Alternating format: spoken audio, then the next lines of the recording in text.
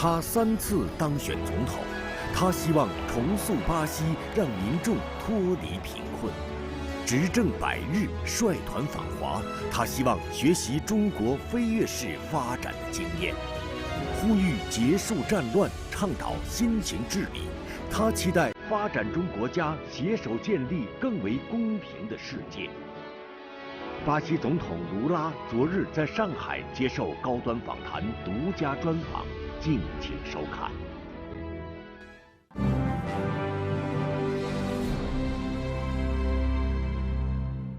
关注国际焦点，洞察世界风云。大家好，欢迎收看本期高端访谈，我是王冠。今天我们的对话嘉宾是巴西总统卢拉。家境贫寒，很小就辍学，在街上做皮鞋匠的卢拉，后来成为巴西历史上支持率最高的总统。他的经历也被很多拉美人视作传奇。如今77岁，第3次当选总统的卢拉，能否像他前2个任期那样再次改变巴西？通过对中国的国事访问，他将如何推动中巴经贸关系多元化？如何同中国携手一起提升发展中国家在全球事务当中的话语权？带着这些问题，让我们一起走进巴西总统卢拉。President Lula, welcome back to China. This is your 5th time visiting China. You're leading a very big delegation to China, which was even bigger than they would have been in March. What do you hope to achieve through this state visit and through your meetings with President Xi Jinping? Mais uma vez, eu estou muito feliz de estar na China, porque temos muitos interesses comuns entre China e Brasil, e eu acho que essa visita pode aperfeiçoar a relação Brasil e China. Olha, nós temos vários interesses nessa visita à China. Primeiro, eu gostaria de estabelecer com a China uma parceria estratégica que pudesse durar muitas e muitas décadas. Segundo, é preciso avançar na relação do Brasil com a China, não apenas na questão econômica e na questão comercial. É importante que a gente avance um pouco na questão, sabe, científica e tecnológica. É preciso que a gente avance um pouco, sabe, nos convênios entre as universidades. É preciso mais chineses estudando no Brasil e mais brasileiros estudando na China. Nós precisamos estabelecer uma política em que a China se transforme em parceiro de investimentos no Brasil. E também eu quero discutir com o presidente Xi Jinping a questão da guerra da Rússia e da Ucrânia, que é uma guerra que está incomodando as pessoas que não estão participando da guerra. Estão muito incomodadas e está causando prejuízo em grande parte do mundo. E esses eu acho que são assuntos importantes. Eu quero discutir a parceria espacial com os chineses, quero discutir, sabe, o investimento, por exemplo, da China na indústria automobilística brasileira. Ou seja, portanto, nós temos muitos assuntos. Eu acho que vai ser uma visita muito proveitosa. President Lula, in your first 2 terms as president, you positioned China not just an economic partner, as big as it was for Brazil, but also as a geopolitical partner too, in elevating the status, elevating the voice of the global South. So I'm wondering, how do you position China in the foreign policy of a 3rd Lula term? How important is China? Então, eu estou na China com muito otimismo, com muita vontade de que a gente possa avançar.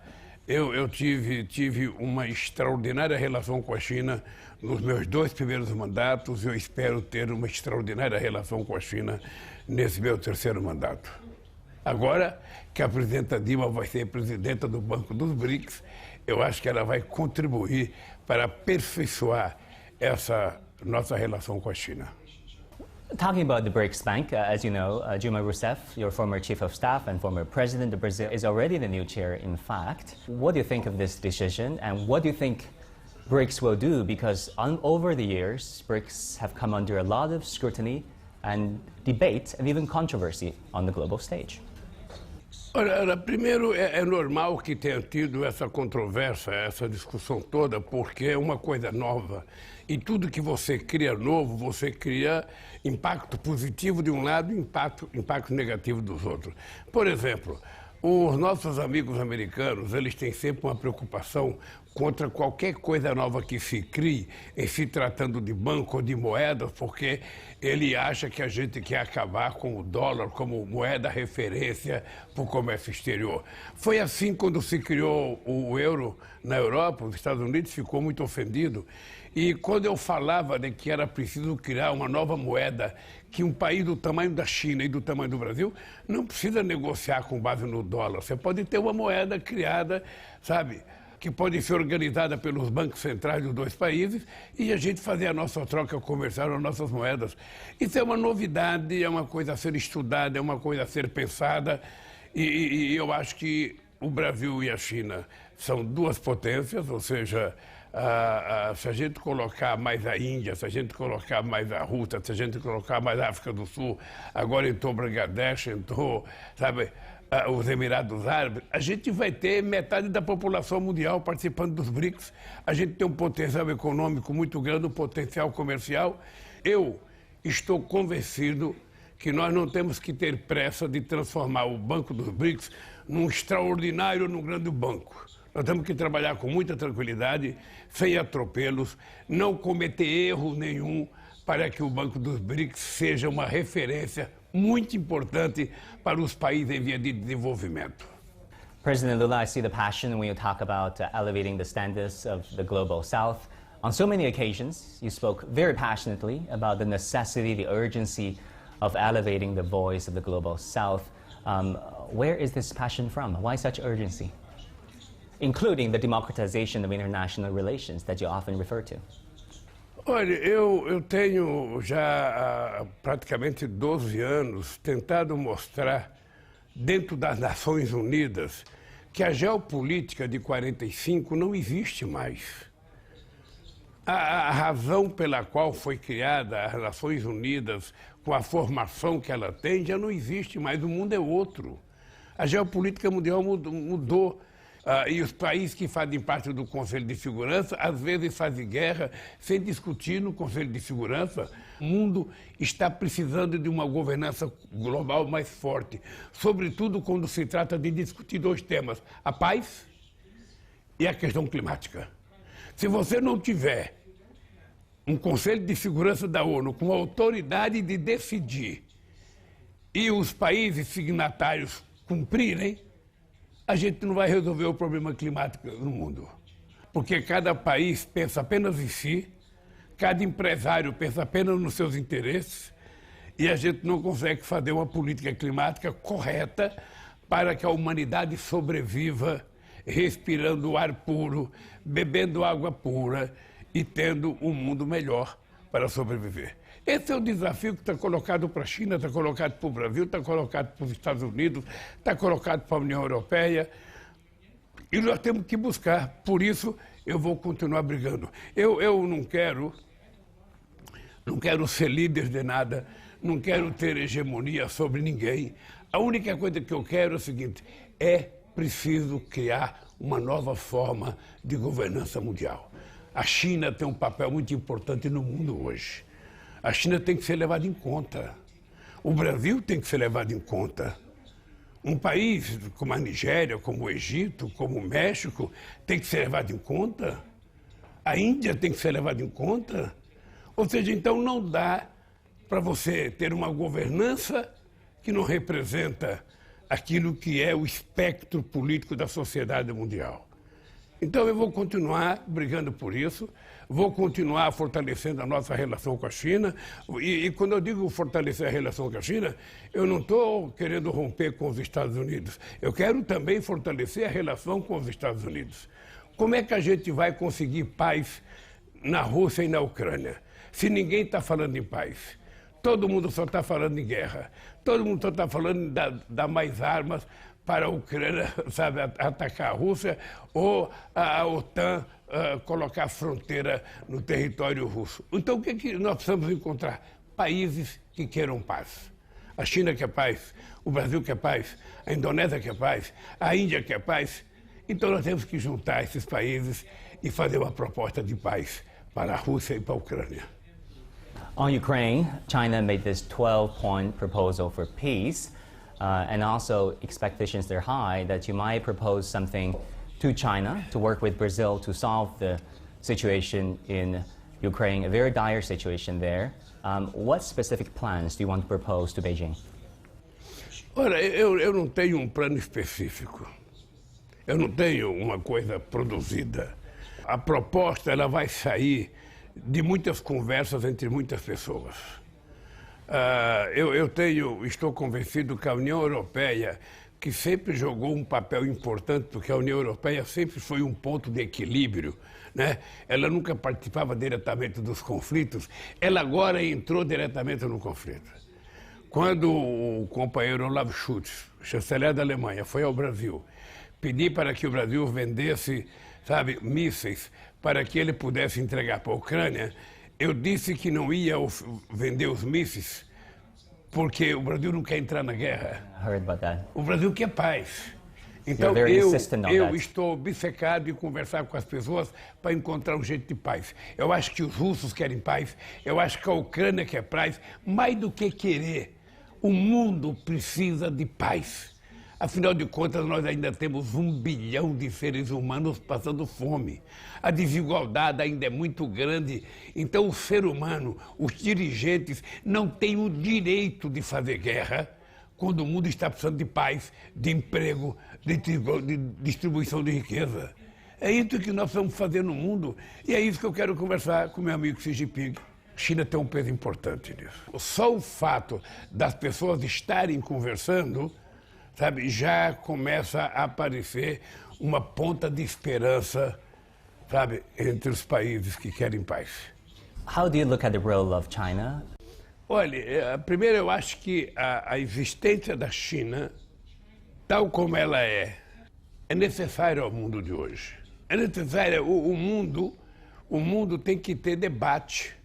O mundo tem que ter disputas econômicas, disputas científicas, disputas tecnológicas, sabe?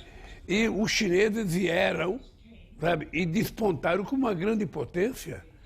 Há 50 anos atrás, ninguém acreditava que a China pudesse chegar em 2023 com a potência que a China é.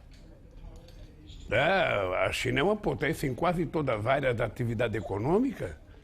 A China é uma potência hoje em ciência, em tecnologia, em produção, e eu acho que engenharia, eu acho que isso é importante para o mundo, porque o mundo não tem só um lado, a gente não tem que ficar olhando só uma voz ou olhando um país. Agora a China aparece no cenário mundial não falando de guerra, mas falando de desenvolvimento, falando de investimento em educação, formando engenheiros, formando bioquímicos, formando médicos, formando engenharia espacial, sabe, competindo, sabe, com aqueles que eram campeões.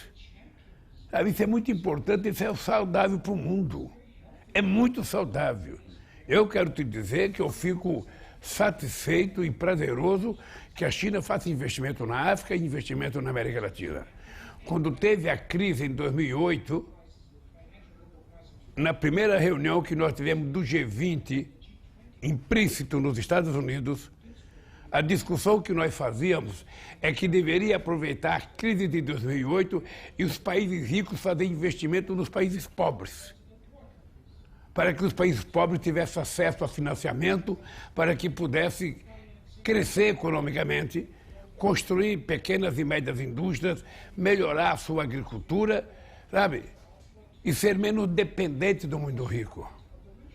Ninguém fez isso. A China fez. Então a gente não tem que ficar, sabe, com ciúme da China. Sabe, a gente tem que acreditar, sabe, que outros países deveriam fazer o que a China está fazendo. Outros países. Sabe? Porque assim o mundo fica melhor. O mundo fica melhor. Então eu acho que os chineses hoje representa um certo equilíbrio no debate econômico mundial, no avanço científico mundial, sabe? Então isso é importante para o mundo. President Lula, how do you look at this concept of the Chinese path to modernization? Olha, eu acho que a China, ela chama atenção pela capacidade que os chineses tiveram de estabelecer um modelo de crescimento sem abrir mão, da concepção ideológica, da concepção de organização partidária que eles acreditavam. Eu conheci a China mais pobre. Eu conheci o momento em que o Brasil pagava salário mais alto do que a China, de que a economia brasileira parecia ser mais forte do que a chinesa. E os chineses deram um salto de qualidade extraordinário.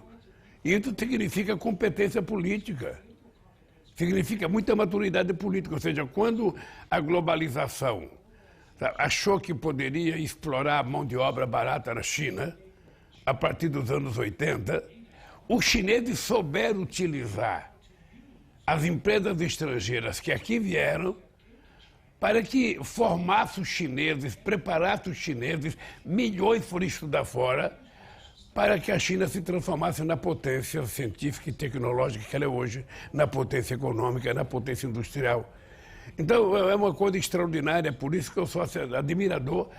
Sabe? Não foi brincadeira tirar a quantidade de milhões e milhões de pessoas pobres que tinham na China e fazer as pessoas ascenderem a um padrão social mais elevado, se bem que ainda tem muitos pobres, mas tem muito pobre em muitos países do mundo. No Brasil, por exemplo, nós tínhamos acabado com a fome em 2012 e a fome agora voltou, numa demonstração de que houve responsabilidade política e econômica no Brasil, coisa que não aconteceu na China. Então, veja, eu acho que a gente tem que estudar a China com muito carinho, com muito cuidado e com muita humildade. A gente não é obrigado a concordar com tudo com a China, mas a gente também não pode ser contra por ser contra. É importante a gente saber o que foi feito, como foi feito e por que deu certo. E isso eu acho que assusta um pouco outros países, né? Porque durante séculos só alguns países foram ricos, só alguns países mandaram no mundo. Então, na hora que surge a China, na hora que vai crescendo a Índia, na hora que vai crescendo o Brasil, na hora que os países em via de desenvolvimento vão dando um salto de qualidade, do ponto de vista industrial, do ponto de vista do conhecimento científico e tecnológico, ora, obviamente que começa a assustar aqueles que se sentiam dono do mundo. E aí o que nós temos que dizer para essas pessoas? Nós não queremos ser melhor do que ninguém. Nós queremos apenas ter o direito de sermos iguais. Essa é a verdade. E é essa parceria construtiva, sabe, que eu quero construir com a China.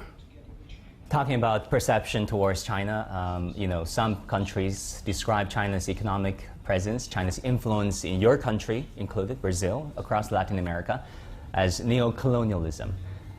How do you personally feel about such accusations? Olha, eu na relação com o Brasil, eu não acho. A China tem se comportado no Brasil de acordo com aquilo que os empresários brasileiros têm aceito. O que o Brasil quer propor à China é que nós precisamos construir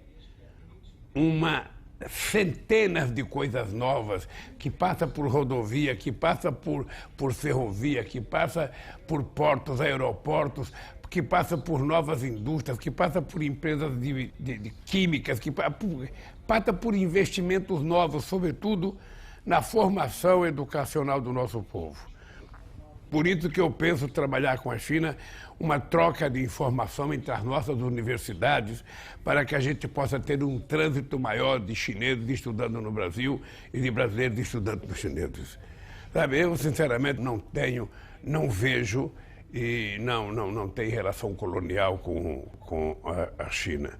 Os Estados Unidos poderiam estar investindo na África. A Europa poderia estar investindo na África. Na verdade, colonizaram a África durante quase que mais de um século. Ou seja, quando os chineses aparecem fazendo investimento nos países da América Latina, nos países da África, incomoda. Incomoda porque a China vai crescendo. A China já tem uma boa participação na economia brasileira. E eu quero que tenha. Eu quero que participe. Eu quero que participe de um jeito construtivo, de um jeito de construção de parceria, que os nossos empresários sejam sócios dos empresários chineses, que os empresários chineses possam ir produzir no Brasil. É assim que a gente constrói uma parceria, sabe? Uma parceria de verdade entre países que pensam o mundo mais ou menos igual. E eu acho que a China tem um pensamento do mundo muito semelhante àquilo que eu particularmente penso do mundo. Eu quero um mundo mais humanista. Eu quero um mundo mais justo, eu quero um mundo mais fraterno, eu quero um mundo mais solidário, eu quero um mundo sem guerra, eu quero um mundo com mais emprego. Ou seja, por isso é que nós temos uma certa afinidade. E daí a minha admiração pelo sucesso da China, sabe, nesse período. Eu espero que nessa conversa com o presidente Xi Jinping a gente possa nos colocar de acordo, sabe, com novas coisas que a gente pode fazer. President Lula, you talk so many times about the affinity, I love this word, affinity between the Chinese and Brazilians. And I can tell you, you'll be surprised at how many Chinese and the enthusiasm, the raw passion that they demonstrate towards Team Brazil during each World, pure passion. Eu, às vezes, acompanho jogos de futebol aqui na China. Sim. Eu acompanho jogos do campeonato chinês, sim, que passa na televisão brasileira, porque tem muito jogador brasileiro jogando aqui na China e tem canal de televisão que transmite. President Lula, you know what? You have a big following in China, and many are interested in your personal stories. You quitted school as a second grader to provide for your family. You became a street vendor at the age of 8, and then a shoe shine boy, a metal worker. What do those experiences mean to you and to the man that you've later become? Olha, eu penso que a vida me ensinou a ser o que eu sou hoje. Eu fui criado numa família muito pobre. Minha mãe teve 12. E minha mãe teve 12 filhos, todos com parteira. Nenhum foi no hospital. Com 8 filhos, porque 4 tinham morrido. Ninguém trabalhava na época. Eu fui vender pipoca, fui vender amendoim, fui vender laranja, o outro ia vender carvão, vender sardinha. Também, o que é importante na minha vida é que eu tive uma mãe que se transformou na minha heroína, porque ela conseguiu criar 8 filhos, todos viraram trabalhadores, todos construíram família, ou seja, e eu tive a oportunidade de fazer um curso técnico, sabe, numa escola profissional e fui para o sindicato e virei presidente da República. Então, a minha cabeça sempre funciona não esquecendo de onde eu vim. E nunca esqueço para onde eu vou voltar quando eu deixar a presidência. A presidência não é uma profissão. A previdência é um exercício do mandato delegado por uma parcela da sociedade brasileira que acredita que eu vá fazer as coisas, sabe, que eles precisam. Então esse é meu papel. Só tem uma razão de ser presidente do Brasil. É melhorar a vida do povo mais pobre. É garantir que ele possa tomar café, almoçar e jantar todo dia. É garantir que ele tenha um emprego. É garantir que ele possa criar sua família. Esse é o papel de um presidente da República. Dar acesso à saúde a esse povo mais humilde. Então, é para isso que eu governo. E essa é a educação que eu recebi de berço. Talking about healthcare, I've always wanted to ask you this, Mr. President. At 17, you lost a finger while working as a metal worker, operating a press machine, unfortunately. Sorry about that. And then you run to different hospitals, but couldn't get treated because you didn't have health care back then. What was it like? What did that experience make you want to do to your people, to your hospitals, and to your country when you became president yourself? Na verdade, quando eu cortei o dedo, era praticamente 2 horas da manhã, 3 horas da manhã, e eu só fui ser atendido no hospital às 7 horas da manhã. Ou seja, porque, sabe, naquele tempo, no Brasil, era muito difícil você ter acesso ao médico. Sabe, não tinha posto de saúde, não tinha tanto hospital. Hoje tem mais facilidade, hoje tem o SUS.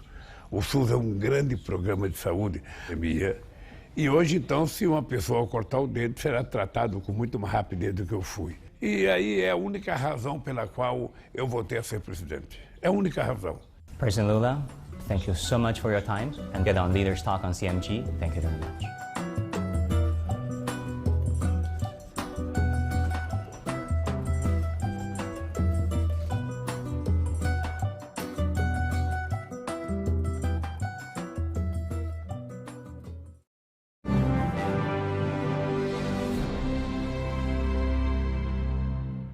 整个专访过程当中，卢拉总统的激情给我留下了很深的印象。他充满激情地表达了打造更紧密中巴关系的愿景，呼吁中巴团结，呼吁发展中国家团结，让这个世界变得更公平、更公道。中国和巴西虽然距离非常遥远，但是两国不断向纵深发展的经贸关系，两国在越来越多战略问题上的志同道合，以及两国不断增进的民间情谊，都不禁让人想起了那句老话：“海内存知己，天涯若比邻。”好，感谢您收看本期高端访谈，我是王冠，我们下期再会。